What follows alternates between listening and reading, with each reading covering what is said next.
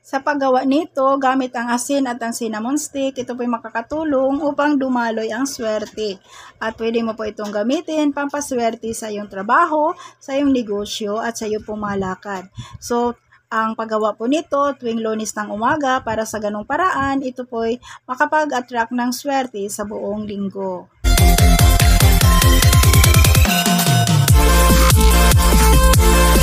Sa paggawa nito guys, ito po, makakatulong po ito upang magiging magaan ang pasok ng pera sa buong linggo. So, napakaganda po nito, gawin po ito sa umaga po ng Lunes. Isang manifestation na makakatulong po upang daluyan ng swerte ang iyong buong linggo. So, sa video natin ngayon, ituturo ko po sa inyo ang isang napakabisang paraan kung paano makapag-akit ng swerte. At kung kayo man po guys ay mahilig sa mga pampaswerte, ayan, pwede po ninyo ito agad gawin at i-apply po ninyo kaagad. Kasi po guys, malaki po itong tulong po. Ay, importante dito, naniniwala ka. And then syempre po, sabayan po ito ng sipag at tiyaga. Pagising mo sa umaga guys, ito agad ang gawin mo. No? Kumuha ka ng isang cinnamon stick. Kung may cinnamon stick ka, cinnamon stick ang gamitin mo. And then kung wala, pwede kang gumamit ng cinnamon powder, pero maliit na amount lamang. So, and then kailangan mo rin ang asin. So, next, tubig po. Isang pitsil na tubig or isang malaking baso, no? Pwede yan. And then, pakuluan po ninyo ang tubig, guys. And then, kasama ang cinnamon stick. Yan. And then, pagkatapos, palamigin lamang siya.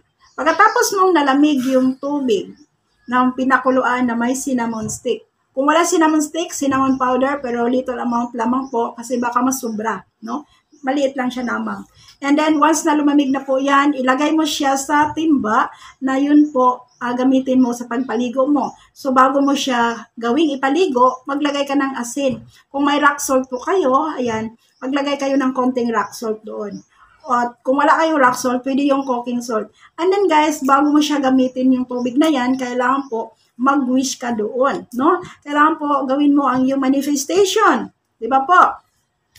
Kasi po guys, yung ginawa mo na yan, iyan po ay magre-release po yan ng mga negative na mga enerhiya. Kasi ang asin, nagatanggal po ito ng mga negatibong enerhiya. And then itong cinnamon stick, ay ito po ay mag-iimbita po ito ng swerte. Guys, pinaligo mo, and then nakadikit sa katawan mo po yan. Ang amoy nito guys, ito po ay nag-attract po ito ng pera. And then, swerte po ang dala nito sa buong linggo. So, ito pong ginawa mong ito, para po ito sa araw po ng Monday. Para sa Lunes, kasi ang Lunes po, yung araw na yan, yun po ang umpisa, balik trabaho na po tayo. At kailangan po natin magkaroon ng swerte sa buong linggo. No? Kung kayo man po ay may mga tindahan, pwede mo yung gawin. Kahit po guys, yung mga mahilig po tumaya dyan, itry lamang ninyo ito, wala naman po mawala. Ang importante po, yung paniniwala mo 100%. Para sa ganung paraan, makapag-attract ka ng swerte, and then gagana sa iyo ang yung law of attraction. Ma-attract mo talaga ang universe guys. So ayan po guys, yan lang po ang ating topic ngayon. Sana po makatulong po ito sa inyo. At again, Lunes po ang paggawa nito. No? Tuwing Lunes po ng umaga. And then, kung kayo man pong bago lamang sa ating YouTube channel, guys, please do subscribe po and then hit the bell button for notification para ma-notify po kayo sa mga next nating mga videos. Good luck sa inyong lahat. Lagi po kayo mag-iingat. Bye!